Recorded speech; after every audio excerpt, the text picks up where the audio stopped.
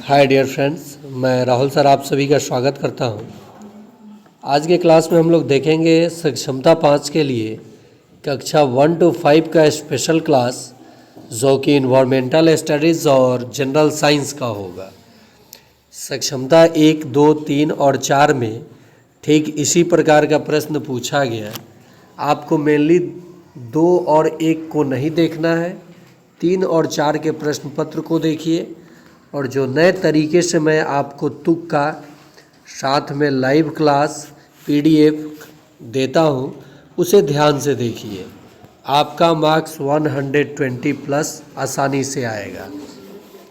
Group में join करने के लिए आप 249 का पे कीजिए 9771170644 पर मैं आपको ग्रुप में ज्वाइन कर दूंगा।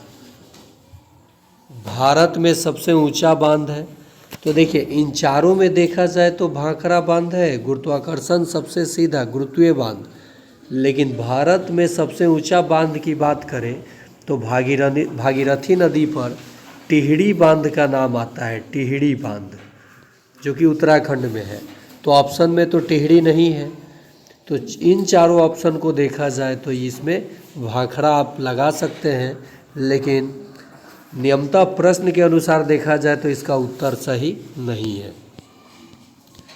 गांधी जी ने नमक कानून तोड़ने के लिए क्या किया?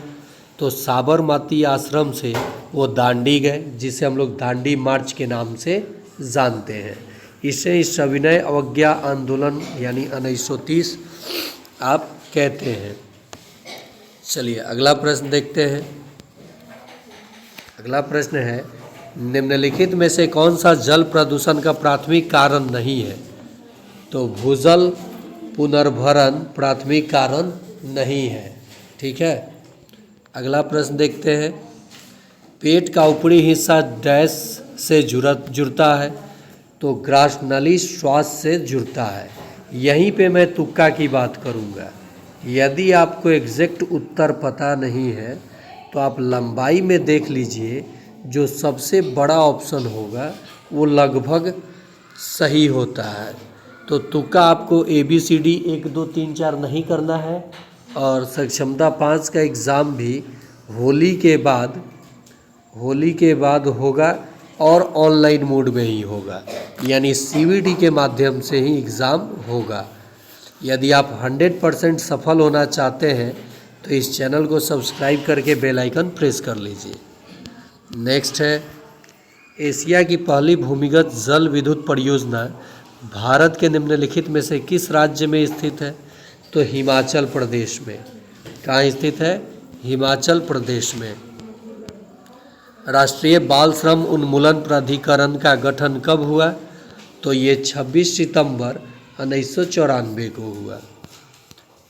कांडला बंदरगाह कहाँ स्थित है? तो कच्छ की खाड़ी में कांडला बंदरगाह स्थित है। कुतुब शाही सुल्तानों ने किस युग में शासन किया था? तो 1518 से 1687 तक कुतुब शाही सुल्तानों ने शासन किया था। निम्नलिखित में से कौन सा गुजरात का बंदरगाह शहर नहीं है? तो ये जामनगर जो है बड़ा ऑप्शन, सही ऑप्शन, बंदरगाह शहर नहीं है। मछली में कौन सा विटामिन मौजूद होता है?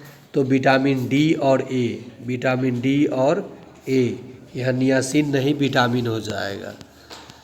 नेक्स्ट, परिवार एक इकाई है जिसमें माता पिता और उनके 2 बच्चे शामिल होते हैं।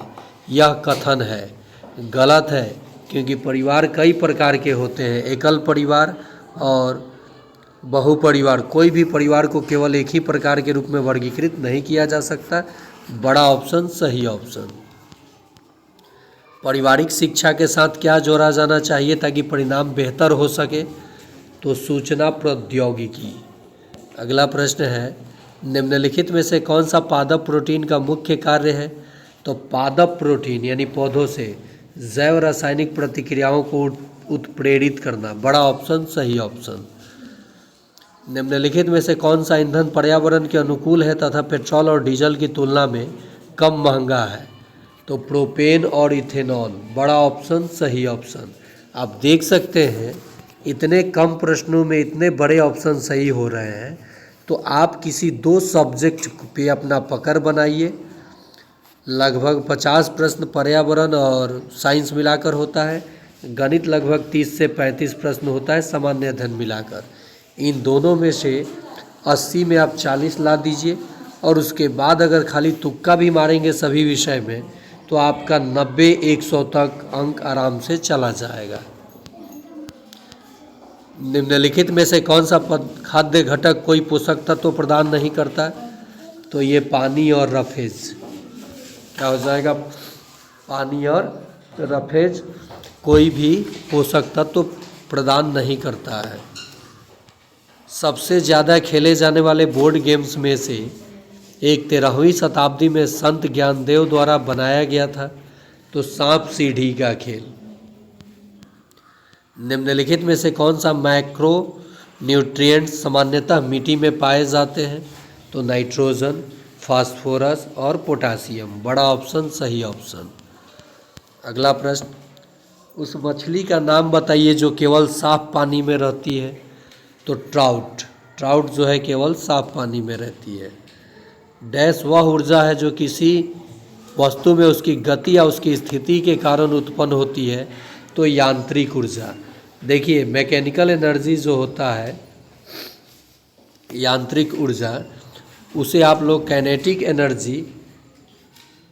एनर्जी और पोटेंशियल एनर्जी को जब जोड़ देंगे तो ये यांत्रिक ऊर्जा दर्शाता है। किस स्थान को दक्षिण भारत का मैनचेस्टर कहा जाता है? कोयम्बटूर को। बड़ा ऑप्शन सही ऑप्शन। कौन से पोषक तत्व हमें काम करने के लिए ऊर्जा देता है? तो वसा और कार्बोहाइड्रेट। कहीं कहीं केवल आपको कार्बोहाइड्रेट देखने को मिलेगा, उसी के साथ जाइएगा। किस स्थिति में बच्चे का सर्वोत्तम मानसिक विकास होगा? तो घर में ऐसी स्थिति प्रदान करें जहां बच्चे बिना किसी डर और झिझक के अपने विचार माता पिता या बड़ों के साथ साझा कर सकें। यह विचार गंभीर या मूर्खतापूर्ण कुछ भी हो सकता है। तो बड़ा ऑप्शन सही ऑप्शन। इसमें बच्चों का सर्वोत्तम मानसिक विकास होता है। मयंक अपने दोस्त को बताता है कि उसके परिवार की मुखिया उसकी माँ है, हालांकि उसके पिता जीवित हैं और वे उसकी माँ के पैतृक घर में रहते हैं। उनका परिवार इसका उदाहरण है, मातृ स्थानीय परिवार का उदाहरण है। अगला प्रश्न, निम्नलिखित में कौन सा कथन गलत है? तो पेलाग्रा विटामिन B1 की कमी के कारण होता है, ये गलत है। प्लेग है तो बैक्टीरियल बीमारी यानी जीवाणु द्वारा होने वाला रोग है प्लेग। अगला प्रश्न, निम्नलिखित में से कौन सा वाहन सबसे अधिक ईंधन कुशल है? तो जो 32 किलोमीटर प्रति घंटा का माइलेज देगा। बड़ा ऑप्शन सही ऑप्शन। भारत की सबसे पुरानी नदी घाटी परियोजना है? तो ये दामोदर नदी घाटी परियोजना है। दिए गए पानी में के नमूने में गंध यौगिकों की सांद्रता निर्धारित करने के लिए निम्नलिखित में से किस तकनीक का उपयोग किया जाता है? तो स्ट्रिपिंग का उपयोग किया जाता है। हमारे देश के निम्नलिखित में से किस भाग में लोग अपने आंगन में टेपियोका और नारियल जैसी खाद्य वस्तुएं उगाते हैं और उनका उपयोग करके बनाया गया भोजन उन्हें बहुत स्वादिष्ट लगता है? बात टेपियोका और नारियल की कहे तो केरल के साथ जाइएगा। अगला प्रश्न, टेट्रिस गेम के बारे में कौन सा कथन गलत है? तो इसका उद्देश्य एक ही रंग के ब्लॉक को संरेखित करके लाइनों को साफ करना। ये बड़ा ऑप्शन सही ऑप्शन। अब देखिए 30 प्रश्न हो गया पर्यावरण का। अब जो 20 प्रश्न होता है 1 to 5 में, ये सामान्य विज्ञान का होता है, जिसे मैं लाइव क्लास में आप लोगों को कराता हूँ और लिख देता हूँ सभी वर्गों के लिए महत्वपूर्ण है, तो आप लोग डर जाते हैं। यहाँ तो आप देख सकते हैं ना, 1 to 5 पे स्पेशल कर दिया हूँ। हम चीज़ों को एक साथ समूहित करते हैं क्योंकि सामग्रियों को समूहों में विभाजित करने से उनके गुणों का अध्ययन करना और इन गुणों में पैटर्न का निरीक्षण करना सुविधाजनक हो जाता है। बड़ा ऑप्शन सही ऑप्शन। मलेरिया परजीवी रोग का वाहक है? तो ये मादा एनाफिलीज मच्छर। अगला प्रश्न, शीतल पेय में फिज के लिए कौन सी गैस उत्तरदायी है? तो carbon dioxide, CO2, carbon dioxide. किसी भी श्रेणी के समान गुण वाले पौधों और जानवरों का एक समूह है, तो ये टैक्सॉन है। तेल लगा हुआ कागज डैश सामग्री के रूप में कार्य करता है? पारभासी, मतलब उससे धुंधला दिखाई देगा, जिससे पूरा दिखाई देगा पारदर्शी, और जिससे बिल्कुल दिखाई नहीं देगा अपारदर्शी। प्रकाश और गुरुत्वाकर्षण जैसी बाहरी उत्तेजनाओं की प्रक्रिया में किसी पौधे की पत्तियों, जड़ों आदि की गति को डैश कहा जाता है? तो प्रत्युत्तर कहा जाता है। एक समान गति पर त्वरण डैश होता है? तो त्वरण एक समान गति के लिए 0 होता है। v-u/t त्वरण है, जब गति बदलेगा ही नहीं तो ये 0 आएगा। किसी भी चीज़ से भाग देंगे तो ये 0 आएगा। निम्नलिखित में से कौन सा कथन सही है? मिशेल में अणुओं का आयनिक छोर तेल की बूंद की ओर होता है, जबकि दूसरा छोर बाहर की ओर होता है। बड़ा ऑप्शन सही ऑप्शन। द्विपद नामकरण किसके द्वारा प्रतिपादित किया गया? तो कैरोलस लिनियस के द्वारा जंतुओं का द्विपद नाम प्रतिपादित किया गया। निम्नलिखित में से कौन सा पादप हार्मोन नहीं है? तो थायरॉक्सिन जो है, ये थायराइड ग्लैंड से निकलने वाला हार्मोन है, जो कि पादप हार्मोन नहीं है। बाकी जिब्रेलिन, सेप्सिक एसिड, ऑक्सीजन, ये सब पादप हार्मोन है। यौगिक के बारे में निम्नलिखित में से कौन सा कथन सही नहीं है?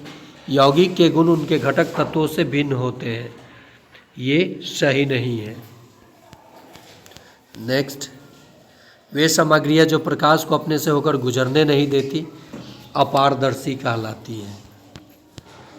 रक्तचाप को हस्तचलित रूप से मापने के लिए उपकरण का उपयोग किया जाता है, तो उसे एस्फिग्मोमैनोमीटर कहा जाता है। बड़ा ऑप्शन सही ऑप्शन। 120/80 होता है। 1 मिनट में धड़कन 72 बार धड़कता है। ये डिस्टोलिक और ये सिस्टोलिक।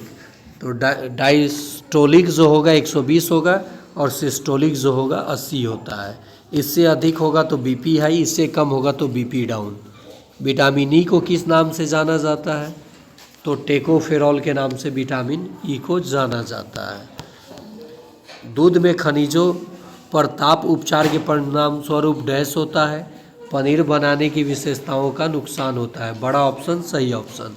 आप लोगों से रिक्वेस्ट है कि अगर क्लास को देख रहे हैं आप, तो ईमानदारी से लाइक करें और अपने शिक्षक साथियों के बीच शेयर करें।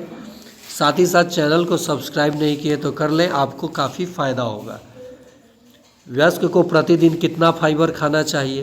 तो 25 से 38 ग्राम खाना चाहिए। अतिरिक्त पदार्थ शब्द उस पदार्थ को संदर्भित करता है जो भोजन की प्रकृति और गुणवत्ता को प्रभावित करने के लक्ष्य से जोड़ा जाता है। तो खाद्य सामग्री। अगला प्रश्न, एक वस्तु अनंत और किसी उत्तल दर्पण के ध्रुव के बीच रखी गई है, प्रतिबिंब की स्थिति होगी।